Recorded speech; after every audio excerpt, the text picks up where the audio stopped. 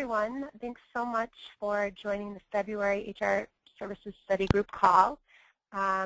Katie has another great lineup for us today with some great presenters and fantastic topics.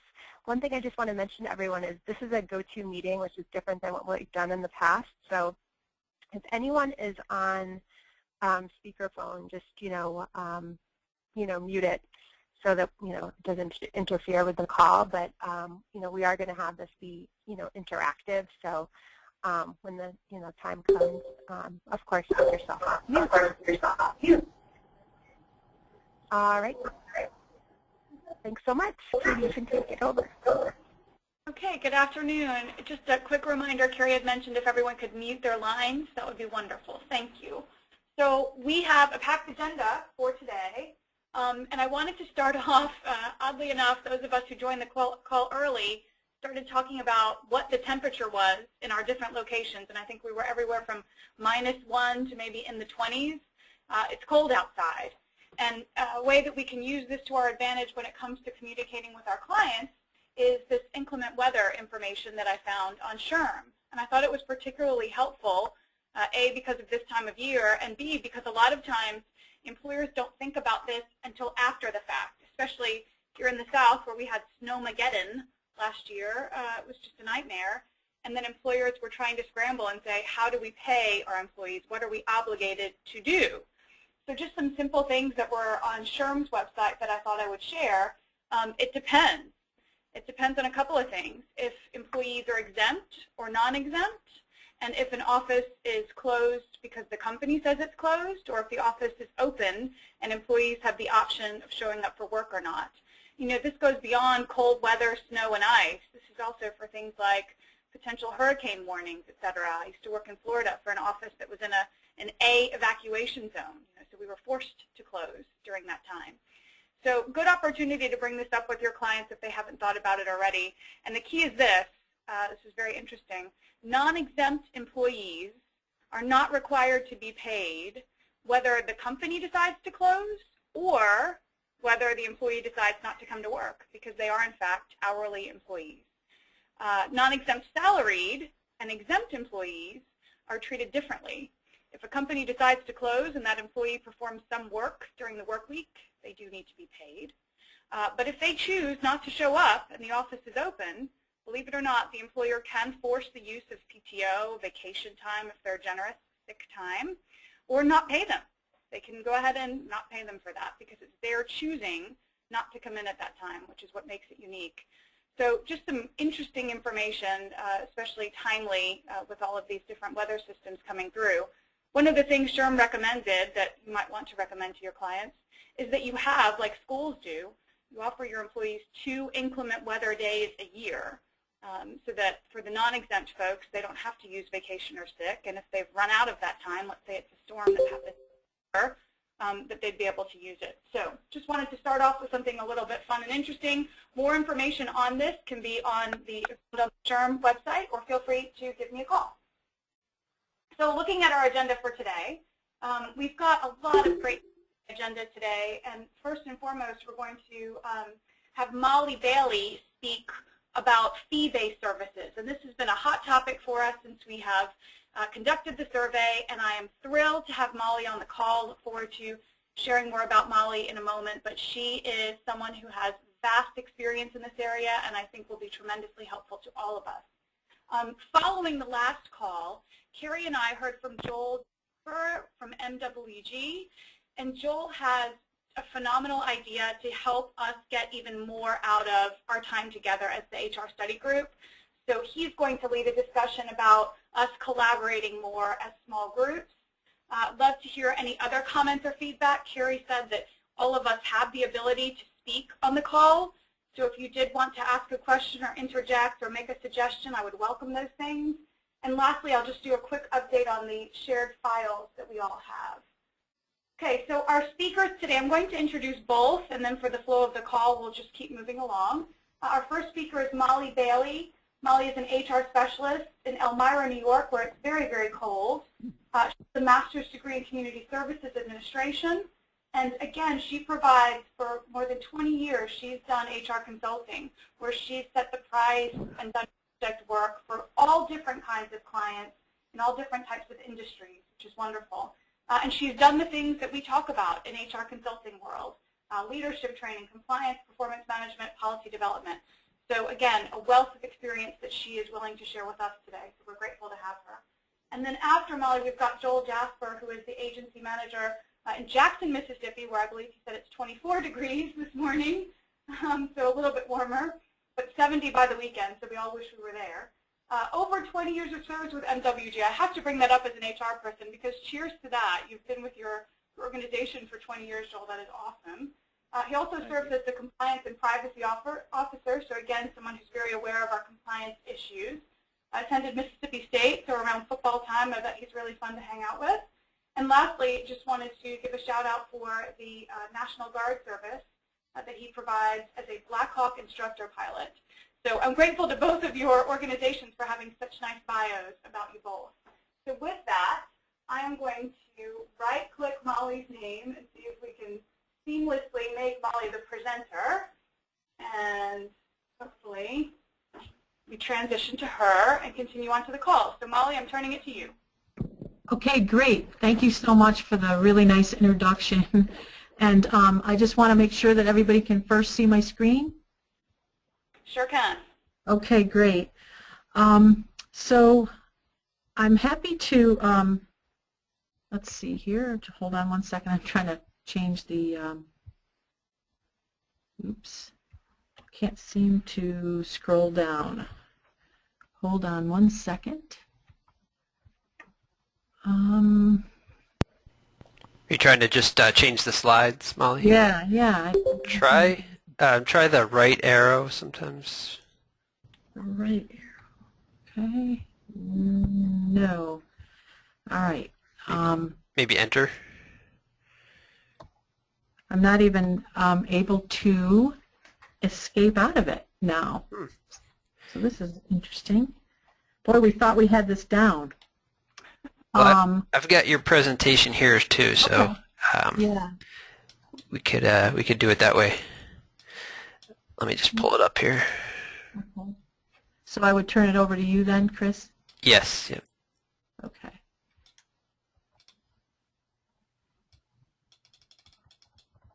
Actually, yeah, I'm under Don Rowe. I think let me All right. Okay.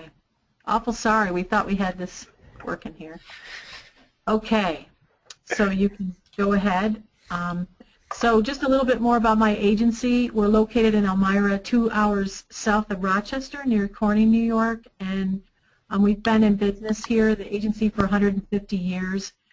Started primarily as a property casualty shop. But now we're pretty divided between employee benefits, life, small business, commercial, and personal insurance. So we really have a very diverse shop. And Carrie, you can went over my background. Actually, I have served in Director of Human Resource roles in higher education, large healthcare institutions, and some not-for-profit experience. And then I went on, I actually went into consulting for about, I've been doing it for about maybe 12 years, not 20, a total of 25 years in HR though. So, so we can keep going here, Chris. So I started at Perry & Carroll in mid-2011, and it's so nice to be able to speak to a group of my peers about this, because no one would understand what I mean when I say that when they hired me, they and maybe to this day still don't really know what HR is. It's an enigma to them. They just know that it's definitely something that their clients want and need. So it's been fun to be able to expose the owners here and the employees to the world of HR. At first, there was no real plan of how to incorporate me into the business. It was trial and error, and in some ways, I think that needed to happen because it was so new. I had been doing some HR consulting, so I brought over 3 of my main HR clients that really took up quite a bit of my time. And honestly, I was worried that they wouldn't want to pay Perry and Carroll. And interestingly, they said, look, just tell us where to write the check. We don't care. We just need you to continue to help us out. So that was seamless. I would say that I was proud of the fact that I could add immediate value in employee benefits due to the fact that many of us, I know you'll agree, have had that employer perspective of group benefits. So that's not always the case in agencies. I know what that payroll specialist and that HR person and that finance person, what their challenges are when it comes to transferring them to a new carrier or adding, different unique benefits. And so we can speak to those issues and actually be proactive in helping them to be able to handle issues before they become real problems. I was assigned the responsibility for the agency's HR in 2013, and I really, that was a very nice addition. But in some ways, I was thinking, oh, gee, this consulting thing was great, but now, now I am handling the HR here. And also just wanted to say that they've been so gracious in allowing me to actually hire people that are not primarily insurance oriented. For the group department, the employee benefits side, we've been able to hire some people who have had that employer perspective, who've been previous HR, payroll, finance people who have actually had an interest in insurance. So it's been interesting to see that actually has added more value in itself. So go ahead, Chris. I just have show me the money slide. Since mid-2011, I've brought in an average of $24,000 of consulting fees per year for a total of $93,000. There has been, I haven't had to market any services at all, and I think it's because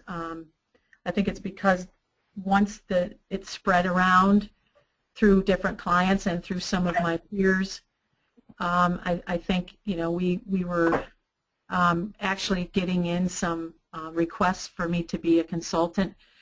Thankfully, that ended up we ended up adding 5 new clients to the insurance side of things. One of those commercial, and actually we just had another one add their commercial insurance with us as well. So the value add philosophy of having an HR consulting piece has expanded lines of our business. We've also been able to retain a number of accounts because, enhancing relationships with the other HR directors and decision makers has really added a piece that I think help our clients maybe decide to stay with us when they're approached by others. I have to say before I have you get away from this slide, Chris, that even though I thought the $93,000 was pretty good, from an insurance perspective, that took a lot of work to come up with that $93,000, and they saw that. They saw the number of hours and the kind of intense work that I provided. So from an ownership perspective, they have said to me before that they wondered if the intensive HR consulting is really what we want to continue in the future, but we're still kind of discussing that. So you can move it forward.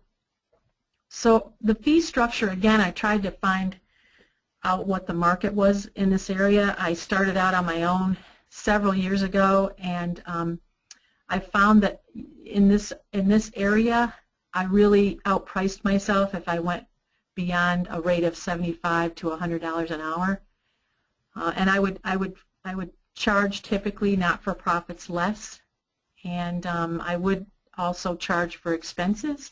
So if I had to travel and be there for physical meetings, I would certainly add that on top of that. The price, we also priced per contract, so there's pretty much 3 different kinds of fee structures that I'm currently using. So it's a per hour philosophy, a price per contract. So if someone wants me to come in and conduct an intense investigation, that's priced per contract. a contract rate. I had one example where I was asked by an organization to come in and help them sort of dissect why a company-wide satisfaction survey had come up with such negative results.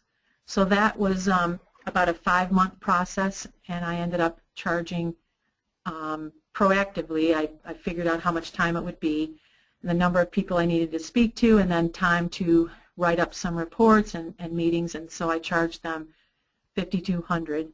And then I've been somewhat successful in a retainer option for some clients, and that being that I basically outline a contract where I charge a certain amount per month based on what I believe their needs are going to be, and they will pay me that regardless of whether I do much of any work, and I almost always do something in that month. And then after a certain period of time, we kind of look to see if that's really going to cover my time. That seems to be the most preferred by some clients because they don't have to think about it. And what I guarantee them is that I will reach out to them within 24 to 48 hours if they have some needs. So there's per hour, price per contract, and retainer. You can flip the slide, Chris. So services that I typically deliver for that fee, for any kind of a fee, whether it be per hour or contract or retainer, I have come to this. This is what I'm doing now, and it's been through trial and error. So it hasn't always been this way, but this is what I've sort of settled into within the last year. So I conduct investigations for a fee, assist with disciplinary action and performance management. So what I'll do is sit with clients and they'll tell me about a situation that they've had with an employee, and I help them prepare. I prepare scripts of how they can approach the situation. I prepare documents. I often work with their attorneys to be able to manage these kinds of complex, sensitive performance management situations. I assist with helping clients handle complex family medical leave situations where they cross over into ADA issues or workers' comp, and again prepare scripts for them to meet with employees. I didn't put this in here, but I would say maybe often I actually physically meet with them, with the person. I do, have requests to do that. So with the employee, I might be in the room. And then I've done some interim HR director assignments. I think since I've been here, I've done 3 assignments where I will go in 2 to 3 days a week and assist the department with, sort of some higher level issues, kind of keep things focused and on track, and often help recruit the replacement. Almost always I'm actually engaged in recruiting the successor for the person who is left. And PTO transition plans, I've done some work in that area. I'm actually doing that right now with an organization that we hope to actually land as a client, insurance client in the future. And then go ahead, Chris. Conducting focus groups in response to poor results from staff satisfaction, I talked about that. Doing customized performance management tools, developing wage and salary compensation systems, mentoring HR professionals, I've done quite a bit of that. And then I do customized trainings, typically leadership management trainings.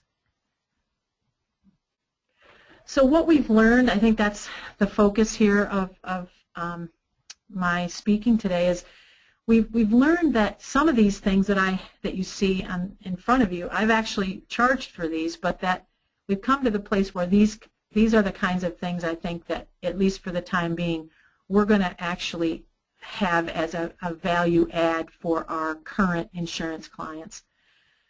I definitely prepare some handbooks, but we have lots of templates, so I might, ProCentral has a template. I might send out a template and help them through the process of actually writing their own handbook.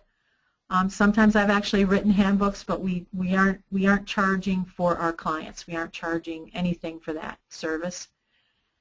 Prepare templates, provide forms, conduct small size audits. I give quick HR advice and information on a continual basis to all levels, interestingly. I mean, you know, HR, being in an HR role, you don't always have time to track things down, and it's nice to be able to call Perry and Carol and be able to ask me to track something down that I might have right at my fingertips.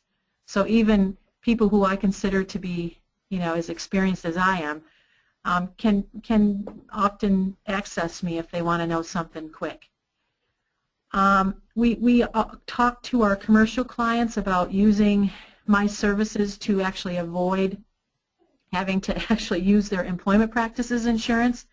That also has helped us add premium in that area to our commercial clients because they understand the significance of when an HR situation goes awry, that they really need that employment practices insurance. I do lots of trainings, and I don't charge to our current clients. And I certainly spend an awful lot of time dealing with benefits administration and trying to enhance the services we provide in the group department. So the latest twist is I've become the ACA in-house expert, which is pretty scary. And thankfully, Procentral provides lots and lots of information to help me stay on top of things. We do partner with a really wonderful attorney who specializes in benefits right across the street, actually, from our offices. So I'm not completely alone on this, but we have decided to take on this. We've decided to tackle this with our clients, and we are being very proactive, arranging meetings with clients by size and segment, and it's going over, you know, really well. We've had a lot of feedback and actually have generated 3 pretty serious prospects, very large possible business insurance clients because of our work in this area. So we actually have a little road show that's sort of customized based on who we're meeting with, and that's worked really well. I hope my time is, am I still okay, Katie, with time? I think I'm coming down to the end here. You're perfect, Molly. Thank you so much. So the challenges, I would say, this is a little bit too much work. I'm working quite a number of hours. I really like my job. It's very interesting. It's really fun. I feel rewarded every day because I can help, you know, the person in the organization that's 30 or less employees, who's an administrative assistant who has to do the billing and the payroll and HR. I can help that person out pretty quickly with some advice and counsel or a template, all the way up to being able to really engage with my peers throughout the community and the region. We have tried to suggest that some of our clients who have more intense needs, we're going to continue to try to have them go through and maybe purchase some consulting through Procentral or, you know, any other vendors that they are interested in, but we just haven't had any takers. And I think that partly, and I think you guys would understand what I mean, when you develop a relationship from the standpoint of a sensitive HR issue, you know, there's a little bit of there's times when you're airing your dirty laundry and or your challenges, and once that relationship is a trusted one, I think in some ways, because I really take that seriously, it's caused me to not have people want to leave, which is a great thing, but it's also a little difficult at times to manage everything that I'm managing. But you know, I still feel supported, and you know, it's still very interesting. So, and then I think I spoke before that the owners aren't sure that the actual intensive HR work is really worth my time because the insurance product yields, so much more revenue for the time spent on it. But they don't want to trade. They don't want me to change too much of what I'm doing. So those are some of the challenges we're working through. And finally, I think it's just time for questions. Thank you so much, Molly. It's an excellent presentation and something I think we all go through. I know we talk about the fact that value adds, some of us are fee-based, and it's just managing the two. Does anyone have any questions for Molly following the presentation? I had a question. This is Rebecca Searchy. Thanks, Molly. This was really helpful. Oh, great. Can you hear me? Yes. In the value add slide, you have training listed there. What training specifically? I do compliance trainings. So I do sexual harassment, workplace harassment. I do some workplace violence. I do those types of compliance trainings. There's more. I don't have them off the I can't think off the top of my head. You're a lot more nervous. I'm a lot more nervous for a webinar than I should be, so I apologize. I also do a lot of leadership training, so I come in and I do provide some leadership supervisory training. And then the third piece, which I love, is we've actually developed an HR boot camp. And actually, we've developed a leadership boot camp and an HR boot camp. So for the HR boot camp, I bring in a couple other peers in the area, and Perry and Carol sponsors this for the community. We hold it at a place convenient for the region, and we've been very successful in providing both the HR piece, so we do maybe 5-6 sessions on interesting HR topics for both prospects and current clients, and then the leadership and management. I do the same. I have a couple of people that I've known over the years. They're great trainers and have a lot to offer, and we partner up, and I do a few sessions and they do the rest, and that's been pretty successful also. Thank you. And I don't know if Carrie or Mal, would you be able to share this deck with the team on the call? I'm sorry, what did you say? Could you share the presentation? Oh, sure, absolutely. And also, what I wanted to add too is those we did charge for the leadership boot camp. We charged a nominal fee. I think it was for 8 sessions, maybe.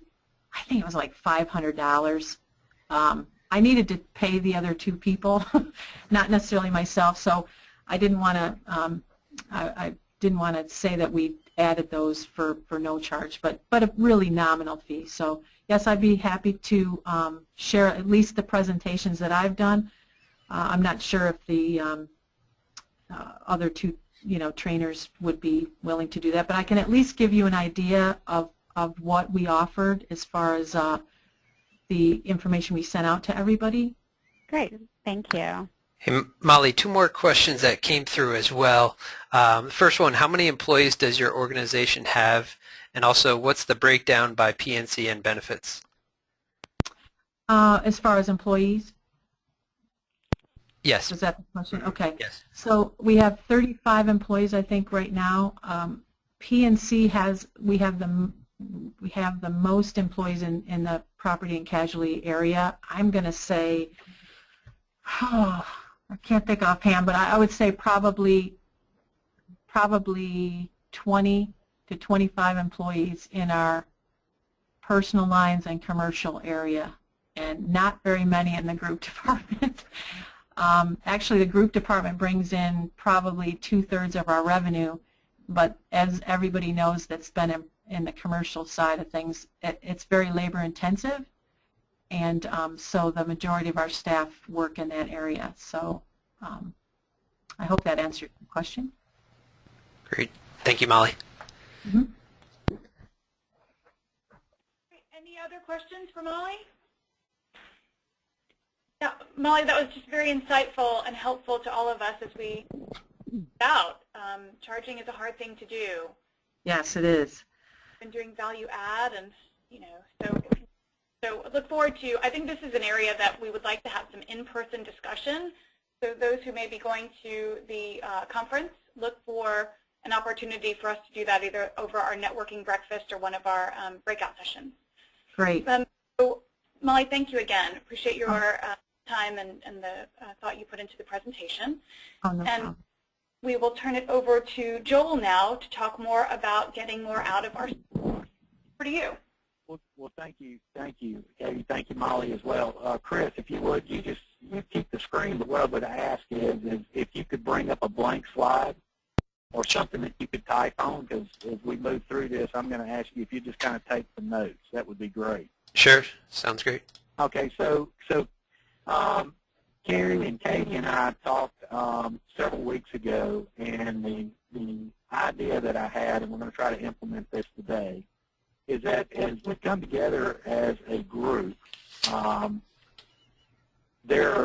everyone here has something that they're working on or would like to be able to add to their deliverables to their clients. And at the same time, everyone here probably already has some of those things already built or maybe wants to expand on them a little bit. And so the concept is that as a group, we pick 3 areas, 3 topics, 3 things that as a group we would like to develop as a deliverable to our clients. It could be something as simple as a handbook. It could be something as contracts for doing the pricing for HR consulting services. It could be any number of things. And the idea would be we're going to go right now. I'm going to go right down the names here alphabetically, and I'm going to ask that each one of you think about it for just a minute and just give me one thing, if you could have today to take to your clients, what would that one thing be that you need? When we get done, and if you repeat the same thing that someone else said, that's great. That just lets me know that many people need it. So whatever it is that you need, that you want to take to your client, that you're needing help to build, develop, or whatever, as a group, ProCentral group, we'll help deliver that, put that together. We'll set up teams, basically among the members of the HR study group, to work on that product or that project. And each time when we come back in follow-up meetings, you just give, somebody from your group will just give an update as to where you are on your project. And some of these projects maybe, it may take 30 days to do, and you got something deliverable at the end or the next meeting that comes up, and you can just kind of go over what that deliverable looks like and how you would use it. Or it may take 3 to 6 months to develop. It's just whatever it takes in order to get it done. But so as we get started here, what I'm going to do, I see the first name here is Allison. And I'm going to ask Allison, she'll come on the phone now and just, again, it can be real short and sweet, but whatever it is that you need, that you, right now, you would like to be able to take to your clients or you need to be successful delivering HR services, what would that one thing be?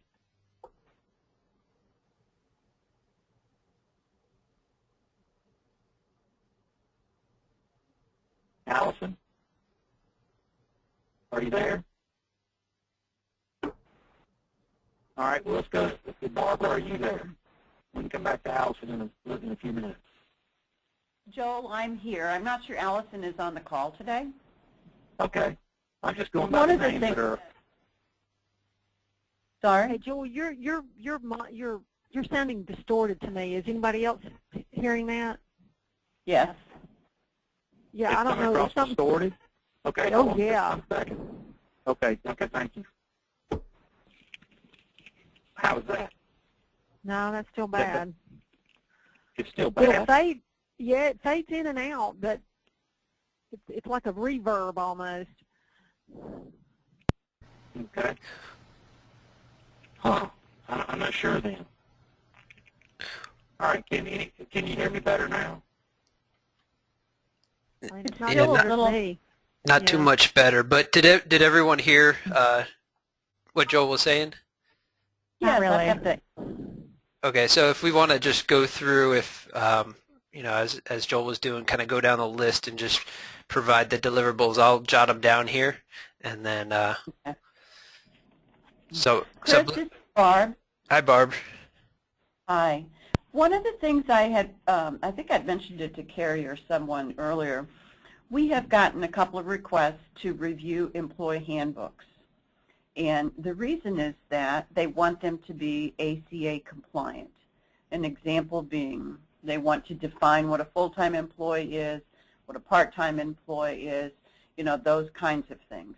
And so I think one of the earlier suggestions in the survey that I put down is, yeah, let's focus on 3 areas and let's get those things down pat so they're quick to deliver and they're standardized. So I guess one of the things that I would throw out there is an ACA compliant handbook. Great, thanks, Barb. All right, Welcome. Brenda, are you on the line? Yes, I am.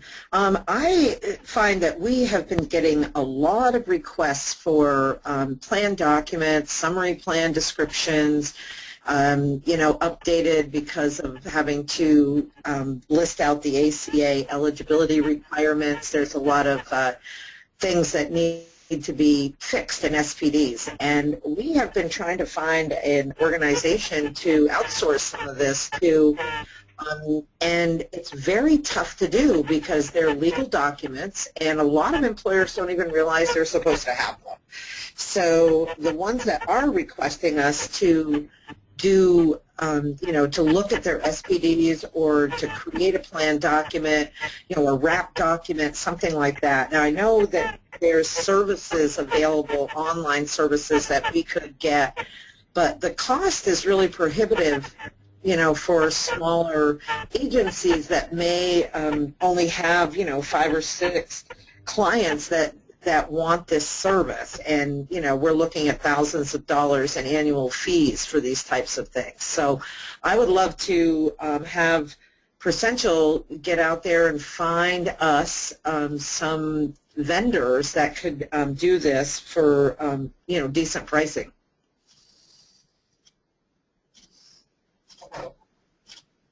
Okay, can I chime in real quick? This is Katie. I just, and Carrie and Chris, feel free to let me know. I'm wondering if that falls under the realm of the HR study group, or if that would be something that is more specific to the employee benefits arena. Certainly, you know, as I'm just thinking about as we form our groups, are we sticking with HR topics, or are we opening it up to Well, that's a good question, but I think SPDs really is an HR topic as well as benefits, because, you know, they're the ones, HR people are the ones that are saying we need these SPDs to hand out to our employees. And, you know, I could argue either way, though, Katie, to tell you the truth. I could argue either way about it. So I'm just saying from something that would be helpful, you know, that would be good. Yeah, I think it crosses over both lines. So, yeah. I guess for our group, the benefits account executives handle it. So from a standpoint of, you know, but if we decide to go that route, maybe there's someone who's not on this study group call that would want to join the group, and that sounds great. Yeah, yeah. Yeah, I get it. Stacy's saying this, and her organization, Benefits, is HR. Exactly. Right. Well, I've noted it down there too, and I'm definitely not an expert on this, but I know there is, you know, we are working with a vendor, and I believe it. I know they do the wrap documents. It's HR 360. We're developing, or we have a relationship with them for that, and there's going to be, I believe there's going to be an announcement next week about that. So. Oh, good. Yeah, I actually looked into WrapDoc 360 as part of that, you know, to see, and the pricing on that is a lot better. So, this is Molly. I just wanted to say that what we're doing is we actually are taking the Proscour document that's on the compliance section of Procential, and we're actually, our benefit account executives are they're downloading the information we have about the client and then that document is actually our benefits attorney is doing that very reasonably priced because the template that provided by Proscar is so well done that all we have to do is put in the specific information about the client and their plans, and it's saved our clients hundreds of dollars. That's great. Thanks for sharing that, Molly. And where is that, Molly? Where are you talking about? I haven't seen that. It's go ahead, Chris. You know. Yeah, I can send it to everyone on this call too. I'm just kind of going off of memory here, but I think it's under the For Partners section on Brokers Portal, and then it's really excellent. You know, we've had 2 attorneys tell us that that's a top-notch document, so it's really saved our clients lots of money, and all we've had to do is put in the information where it tells you, the actual template tells you where to download the information. Yep, I'll make sure to get that out to everyone on the call here. This is Barb, and I would agree with that in conjunction with the Proscar information. I work a lot with our groups in making sure that their documents are ERISA compliant and that the appropriate 5500s are filed when necessary. And I've used TASC, T-A-S-C. They are reasonably priced. They have whole harmless agreements that go along with them as long as they're distributed in the appropriate manner. And we've been very satisfied with that. I am going to look this next year at the HR 360 to see how that compares with some of the services that TASC offers. So just FYI.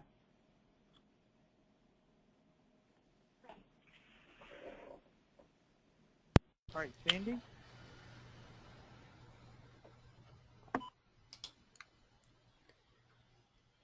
All right, so I think we're up to Cindy. Cindy, do you have something you'd like to add to the list? I think I would agree with the ACA compliant for the handbook would be very helpful. Thank you. And then Darcy?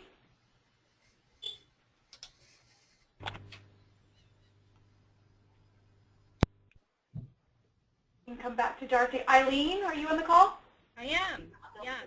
I'm muted. Hello? Can you hear me? Hello, this is Darcy. Oh, hey Darcy. Can you hear me? Yes. You have something? Okay. We actually are in the process of hiring a new HR person. We right in the middle of that. And so there's a few of us sitting in on this call that don't necessarily have the right information to contribute very well, but gathering the information from the call so we can pass it on when our HR person is hired. But I would say that what we're really looking at would be the handbook is something that's kind of been a big focus of our HR person in the past, and that's what a lot of our clients need help with. Perfect. Thanks. Thanks. So Eileen, we're back to you. Yes, I think our biggest interest right now is probably a sample HR assessment. Ideally, I'd love to see some kind of a technology tool where we could use it as an intake tool, and then it would spit out some kind of a scorecard for the output, and we could use that scorecard feature to transfer it into a deliverable for the client. So we'd like to kind of just refresh what our assessment has in it and then look at some sample client deliverables as a result of the assessment after it's been conducted. That's great. And Joel, did you want to add something to the group? Is there a key area that you wanted to? Well, I've got Karen on the line too, but I was going to wait to be in, and then I'd let Karen chime in for us. So okay. You can skip over me. So I'm going to second what Eileen said. I'm going to go with the HR assessment. I totally agree with you. I have not updated mine in probably 7 years, and it definitely needs a facelift. So Meg, how about you? Anything to add to our discussion? Can you hear me? Yes. Great. Well, I might be in a little different boat here because I lead the division here at McClone in Wisconsin, so we sell both HR services and technology. So we have a full HCM solution that we sell. But I can tell you, based on the clients that we currently have, I would say talent acquisition is one of the biggest deliverables that I can make a difference with in the beginning. And they're looking for both onboarding and offboarding checklists, as well as just a whole interviewing process that includes behavior-based interview questions. So those are two big deliverables that are wins for us pretty quickly. That's great. Thank you. Ollie, how about you? I actually would, was that Meg that just, yes, that was, I mean, you hit it. I have the most requests for assistance in actually recruiting and conducting a search process and interviewing. Actually, after this call, I'm meeting with one of our clients who wants me to sit in on a high-level interview to make sure that they are ticking off all the boxes. And I think that would be really great if we had some solid information that I could provide people that would our clients that would help them in that entire process. Terrific. Thank you. Rebecca, how about you?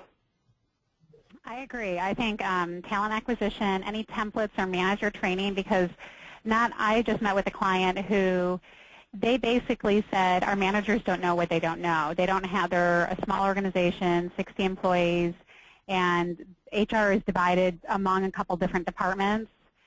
And basically they have managers who are hiring and firing people who don't have HR training and who just almost need an outline of what they should and what they can and cannot say during interviews and terminations and disciplinary discussions. And so anything like that from a manager training. And I also am getting several requests for employee investigations. So at my previous employer, it was proprietary, but we had a 20-page checklist. So if there's anything that Essential has or that anyone on this team has that can be shared, that would be helpful to me. And then I think a couple people said the HR assessment. I think that would be very valuable as well. Great. Thank you. And then last but not least, we've got Stacy before we go back to Joel and Karen.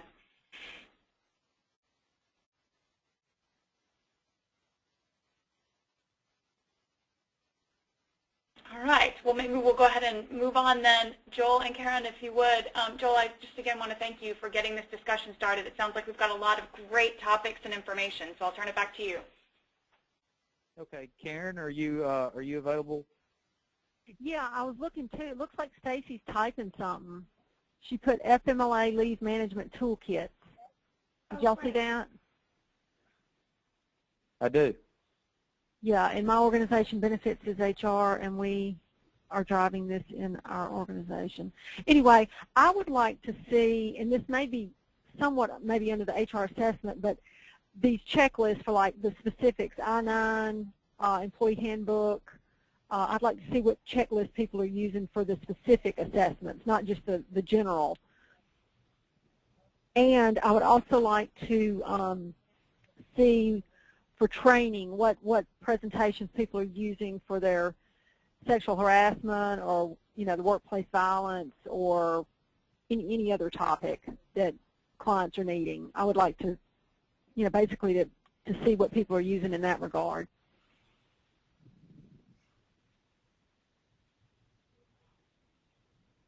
Okay. And I do want. All right. Well, go ahead. I'm sorry. I do want to ask, who was it that was doing the talent acquisition? Wasn't it a couple of people that had a high demand for that? Actually, we had three people that brought up talent acquisition. Okay. Because one thing I would like to learn about that is, do you charge a % of salary? Do you charge hourly? I would like to know a little bit more. Yeah.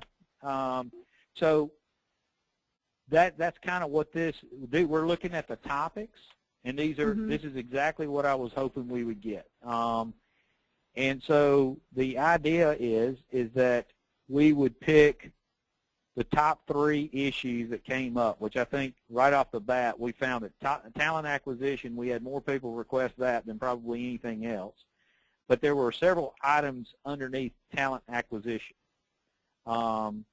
Chris put up here onboarding, offboarding, templates for, I think it was more along the lines of templates of discussion topics. I think Molly used the term scripts earlier, which I picked up on that term real quick. And so I believe that may be what we're kind of hinting towards, scripts as to what you would use when going through onboarding and offboarding, or either checklist along with those scripts, and also disciplinary issues in that, if you're terminating employment, what do you do and not say as part of that training.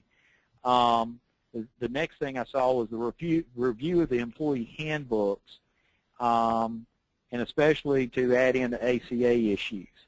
And then I guess if there was a third thing, would be the sample HR assessment, I guess. That came up a couple of times.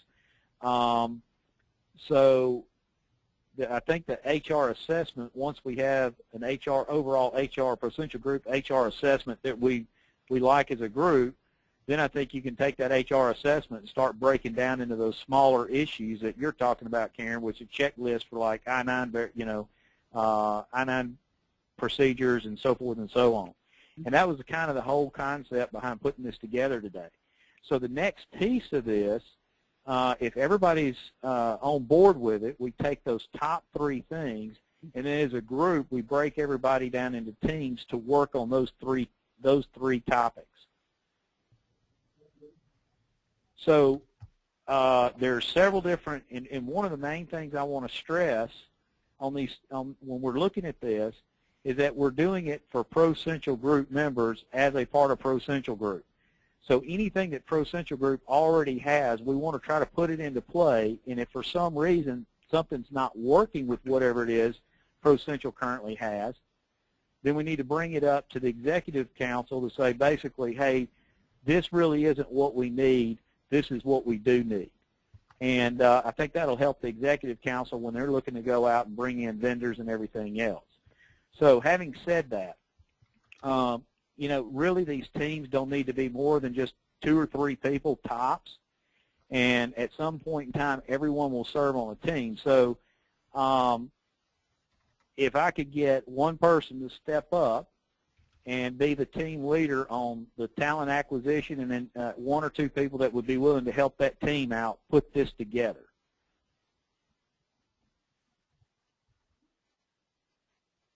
Hello? Am I still warbling and not sounding good through the phone? No, it sounds fine now. Okay. To me. Okay. Meg or Molly, would one of y'all like to step up and kind of lead this project? I would love to be on the team. Unfortunately, just from a workload standpoint, I can't lead it. And this is Meg. Okay. Molly or Rebecca, could one of y'all step up and kind of take charge of it and lead it? Sure, Joel. This is Molly. I'll give it a shot. Okay. All right, Rebecca, would you like to serve on that team as well? Yes, absolutely. Okay. All right. So Molly will head that one up, and Meg and Rebecca will assist. Thank you, Molly. No problem. And if you have any issues or you need some help on something, that's what what Procentral's group is here to do too. So you can reach back to myself, you can reach back to Katie, and say, look, what, or even Chris for that matter, go back to Chris and go, what do we currently have on the website? What's currently available in this area right now? And then we can go from there. Okay. So don't feel like you're out there all by yourself or anything. The idea is to use what we have available to us and then go from there, okay? Sample HR assessments. We can start off with, basically, I think what we're looking for is a basic assessment. We're not looking for the telephone book assessment. Am I correct in making that statement? Yes. Okay. Because I've seen assessments that, it takes 6 months to get through the thing. I think we're looking for something that's pretty simple off the start. Are you on? Are you muted? Hey, Joel. Okay. I just want to be mindful of people's time. I know we're getting close to 3 o'clock. I'm assuming drop off. So if we could, just like you're doing, get volunteers for each of these groups, that would be a great thing if we could end the call with our volunteers. Okay. This is Barb, Joel, and I would like to participate in the HR assessment. Okay. Okay, Barb. Mm-hmm. All right. Anyone else? Joel, this is Eileen. Okay, Eileen. I would like to participate. We are brand new members to Pro-Essential, so Okay. I'm really unclear about how the whole process works, but I'm happy to participate. Well, the process is just getting started, so we're defining it now. So Sounds good. You're not missing anything there. Okay. And in review of employee handbooks.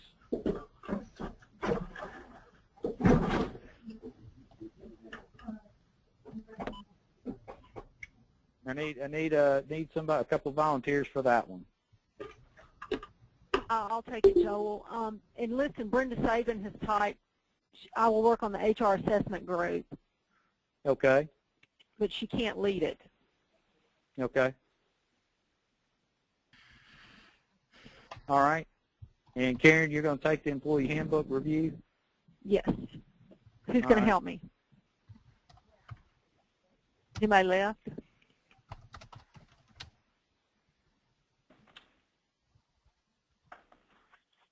Darcy or Cindy, could y'all help out? Yeah, no, I'm not able to. You know, one thing I can think of too, Joel, this is Carrie, is I can reach out to those who couldn't make the group today as well and see if any of them, because, you know, they do typically attend their... I'm sorry, somebody... Oh, this is Darcy with Echelon Group. Can you hear me? Hi. You know what? At this time, Dawn's not here with us on this phone call, and like I said, we're hiring a new HR person. So at this time, I think that nobody in this room is qualified really to help out with you on this. So we need to check with Dawn and then also see where we are in the hiring, and then we could potentially have somebody helping out. Okay. Is that all right? I mean, that's the wrong answer. I understand it. I'm sorry. No, that's fine. That's fine. So I will reach out to those who are not on the call and see if I can get some more volunteers, because there were a good handful of, you know, HR City Group attendees that typically are on the call, but just for one reason or another weren't able to attend today. So I can do that. Well, I think this is a great start, and we'll get moving forward with this right here. I think at the next, of course, we'll have one in March. Will we have one in April before we go to conference, or will we just have it at the conference? That's a great question. We'll probably make that call beforehand if there's things to discuss, but I would say, Joel, we'll probably just meet at the conference. Okay. Later that month. So one quick thing as we wrap up, taking this back to our share drive where we share all of our files. Another reason I love the fact that we're breaking into these initiatives now is we can create folders for each one where we can start to house the documents and the things that we're creating and finding, et cetera, so that it's very easy for the group to access all of this information once it is researched and vetted. So, Joel, there's another positive thing that will come out of this is we can populate now our folders with documents that the groups work on. So as Carrie said, we'll get word out to everyone if people need to take a moment and think about their ability to commit to one of these groups. But we'll have a follow-up following this call, and we're right there at 3 o'clock. So I just want to say thank you to everyone for being a part of the call today, especially Molly and Joel, who are good enough to lead these discussions and get everyone talking, which is, I think, one of the best parts about this call. So thank you all so much for your time, and we look forward to being in touch to follow up with an email with the volunteer opportunities. Well, thank you so much. Thank you, guys. I really appreciate everybody being on this call as well, and Katie, thank you, as always, for facilitating it. Absolutely. Have a good day. Thank you. Bye-bye. Bye, everyone. Bye.